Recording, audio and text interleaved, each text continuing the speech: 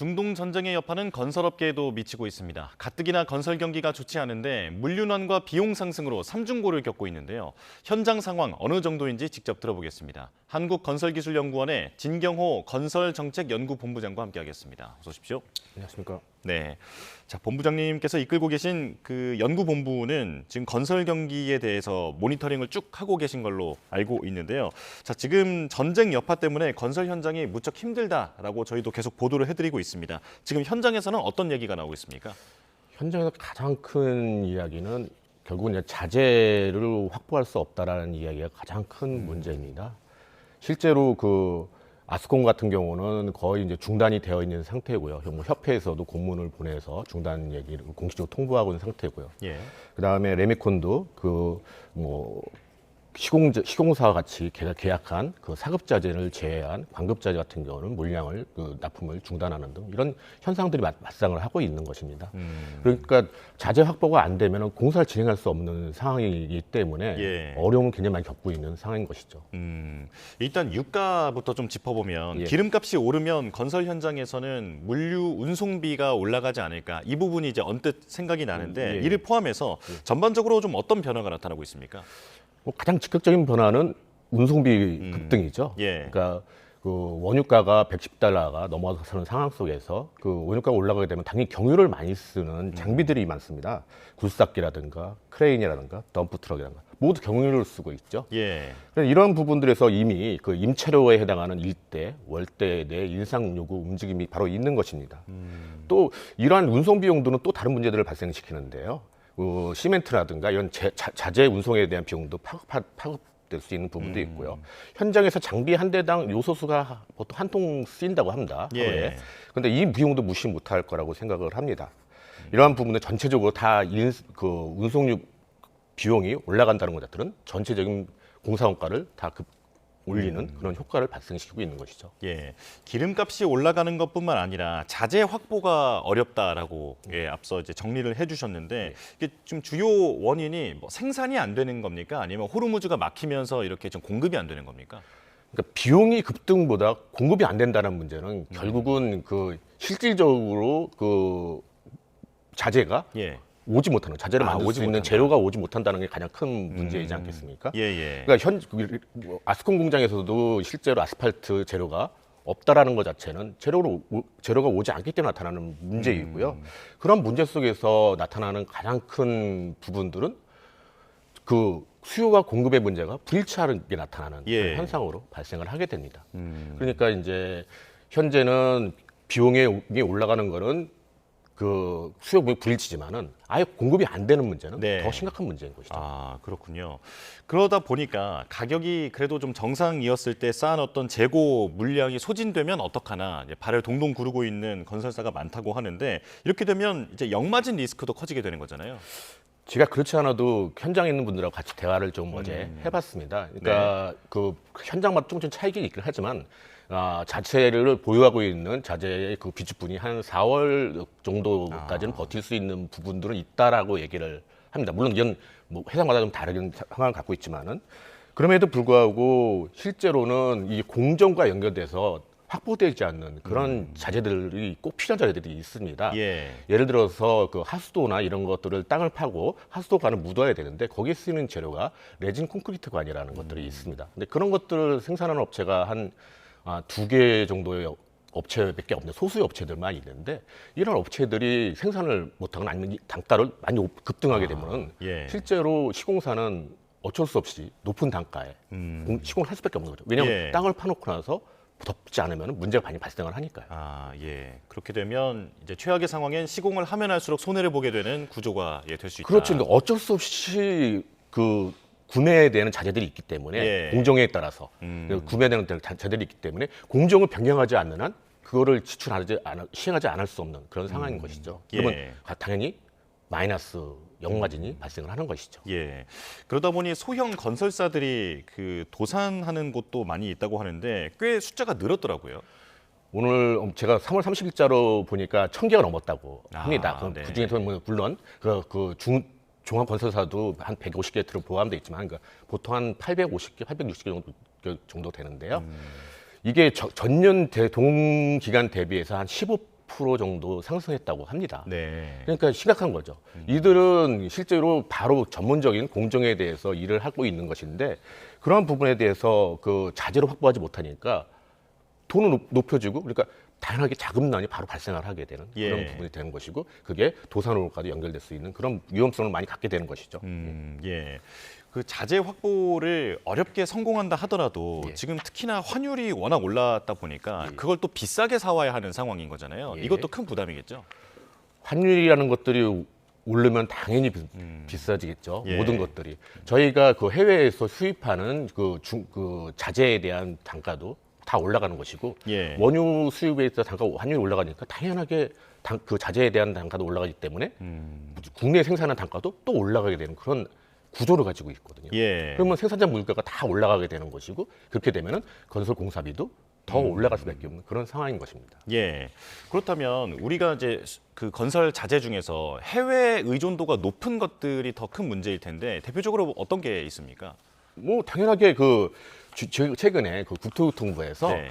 그 해외 건설 관련된 별도 그 TF를 좀 운영하는 예. 사례들이 있어요. 거기서 보면은 주로 이제 집중 관리하는 품목들이 뭐가 있냐면 레미콘 혼화재, 예. 아스팔트, 또는 뭐 배관이나 창호나 단열재 등 플라스틱 제품, 페인트, 도로, 실란트, 접착체 예. 이런 것들이 다 석유화학 제품들이거든요. 그러니까 그러한 부분들이 더 많은 민감한 영향을 띄고 있죠. 그래서 제가 들어본 바에 면 최근에 그 올라가는 금액들이 뭐 60%다, 70%다 이렇게까지 올라간다고 하고 있습니다. 아, 예. 집 짓는데 필요한 건 가격이 다 오르고 있다. 예. 이렇게 당연합니다. 특히 마감재들은 더욱 더 많이 필요가 되겠죠. 아, 예. 마감재는 이제 주로 그 뭐 플라스틱 벽지, 뭐, 제품이라든지 그렇죠. 뭐 이런 벽지, 거 예, 모든 거에 다 수지나 뭐 이런 것들이 다 들어가기 아, 때문에 예. 그렇습니다. 예. 아, 네. 아스팔트도 문제인데 예. 도로 포장을 하는데 필수적인 재료잖아요. 이것도 당연합니다. 가격이 70%나 올랐다면서요? 맞습니다, 맞습니다. 예. 아스팔트 가격이 70% 올랐는데 더 중요한 거는 아예 공급을 못 한다는 것이 더 중요한 거 아니겠습니까? 예. 공급이라도 받으면은 더 좋을 텐데 예. 공급 받지 못하기 때문에 더 심각한 문제인 거죠. 그래서 제가 최근에 들어본 바에 의하면은 그 일부 현장에서는 그 재생 아이콘, 재생 아스콘을 예. 활용해서 임시라도 덮어보자 이렇게 그 발주처에 제안도 하고 있는 상황인데 예. 사실 재생 아이콘 같은 경우는 품질이 약간 떨어지거든요. 그래서 굉장히 임시적이고 바로 그 어려운 상황이 지나면 다시 재포장을 해야 되는 그런 요건이 있음에도 불구하고 업체에서는 그러한 부분들까지 제한을 할 정도로 좀 심각한 상황이라고 볼 수가 있습니다. 그렇다면 말씀해 주신 상황이라면 하루 이틀도 그냥 두고 볼 수가 없는 그 위급한 상황인 것 같은데 예, 예. 특별한 어떤 대안은 없습니까? 사실 지금 현재는 뭐 원유 이게 전쟁이 빨리 끝나는 게 가장 큰 대안이 되겠죠. 예. 다 큰 대안이라고 볼 수는 없고 그 근본적인 해결점이라고 생각을 하고 대안이 될 수 있다면은 제가 생각하기에는 그 현재 그 해외 수출되는 물량들이 있거든요. 예. 그래서 그런 물량들을 국내로 다 좀 돌려야 될 필요가 있지 않나. 그럼 나프타 같은 거는 수출을 제한하고 뭐 이런 것들 사례들이 있지 않습니까? 예. 그런 것처럼 이게 건설 자재도 국내에서 품질 현상이 있거나 공급이 안 되는 것들은 수출을 좀 제한하는 그런 방법들도 있지 않을까 생각을 합니다. 예, 현장에서는 자구책으로 포장 용기나 비닐봉지라도 좀 아껴보자라는 예, 예. 움직임이 나오고 있다는데 예. 그래도 뭐 도움이 좀 될까요? 사실은 비용 절감이죠. 현장 입장에서는 조금이라도 비용을 아끼기 위한 그런 노력이라고 볼 수가 있습니다. 예. 건설 현장에서 흔히 사용하는 어떤 대형 비닐 포장재, 그리고 뭐 수거 마대, 뭐 자재 보호 필름, 방수 시트 이런 부분 다 나프타와 관련된 파생된 제품들이거든요. 예. 이러한 부분들을 조금이라도 줄여보려고 하는 노력들이 바로 그 현장의 지금 분위기라고 볼 수가 있습니다. 그렇지만 아직 중요한 거는 이건 어떻게 보면 미봉책이라고 가깝다고 예. 생각을 합니다. 그러니까 이게 단기적으로 지금 끝난다는 것을 생각한다면은 그 발주처에서 공기를 좀 연장을 하거나 공정을 좀 변경을 해서 좀 위험을 완화시킬 수 있는 그런 노력들도 같이 병행이 돼야 되겠죠. 예. 지금 당장 좀 아끼는 수밖에 없는 상황이다라는 말씀이신데요. 예. 그런데 이런 상황이 조금 길어지다 보면 혹은 이미 나타난 그 영향만으로도 예. 향후에 분양가 상승으로 이어지지 않을까 하는 그런 걱정도 나오더라고요. 어떻습니까? 지금 분양가 상승은 뭐 기본적으로 공사비가 차지하는 비중과 택지비가 차지하는 비중들이 있는데 택지비가 차지하는 비중이 굉장히 높습니다. 한 60% 가까이 되거든요. 네. 그러니까 택지비 영향이 가장 큰 거고 공사비 차지하는 영향은 저희가 파악한 바로는 한 공사비 한 10% 오르면 그 분양가에 한 2% 정도 영향을 미친다고 합니다. 2%도 큰 거죠. 예. 어쨌든 근데 중요한 거는 모든 제품들이 다 그 석유화학 제품에 파생된 제품이다 보니까 모든 것들이 다 올라가게 되는 것이고 그래서 많은 회사들이 그 실제 재개발 사업이나 이런 걸 통해 할 때 그 계약 변경이나 공사비 증액 요구를 계속 하고 있는 것입니다. 예. 실제로 그런 부정적인 영향이 나타날 가능성을 배제할 수는 없다. 예. 충분히 많습니다. 지금 현재 보이고 있고요. 네네네. 알겠습니다. 자, 그렇다면 지금 사실 건기현 같은 경우는 이제 정부 출연 연구기관이기 때문에 이와 관련된 대책도 함께 좀 마련을 하고 계실 것 같습니다. 지금 뭐 앞으로 어떤 대책이 마련이 되어 있는지 혹은 좀 건의하실 내용이 있으실까요? 업계에서 가장 얘기 많이 하는 것들은 아까 말씀드렸던 그 해외로 수출되는 그 건설 자재를 국내로 많이 돌려달라는 물량을 좀 돌려줄 필요가 있다라는 제안이 하나가 있고요. 예. 두 번째는 결국은 이제 그 금액이 많이 오르면 공사비 급등하면은 결국 계약 변경이 이루어져야 되잖아요. 물가 변동에 의한 예. 계약 변동. 근데 이게 기간이 좀 필요합니다. 조건도 필요하고.